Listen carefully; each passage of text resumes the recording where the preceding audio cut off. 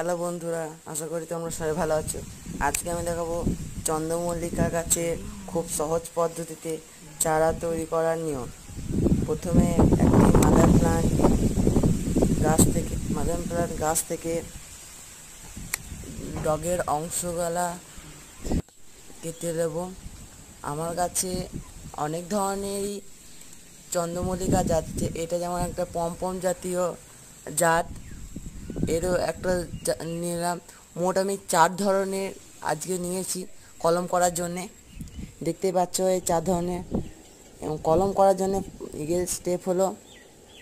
First step হলো গোড়ার দিকের অংশটাকে 45 ডিগ্রি অ্যাঙ্গেল করে একটি ধারালো ব্লেড দিয়ে ঠিক এভাবে কেটে নিতে হবে।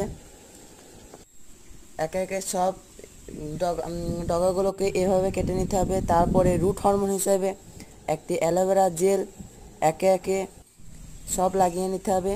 সব লাগানো হয়ে যাওয়ার পর একটি বালি মাটি মিশ্রিত একটি জায়গা তোমাদেরকে করে রাখতে হবে, যেখানে তোমরা গাছটাকে বসাবে।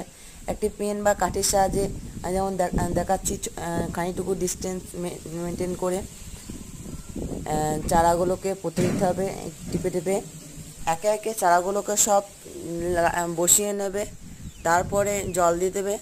ভালো লাগলে সাবস্ক্রাইব অ্যান্ড লাইক করে দিও।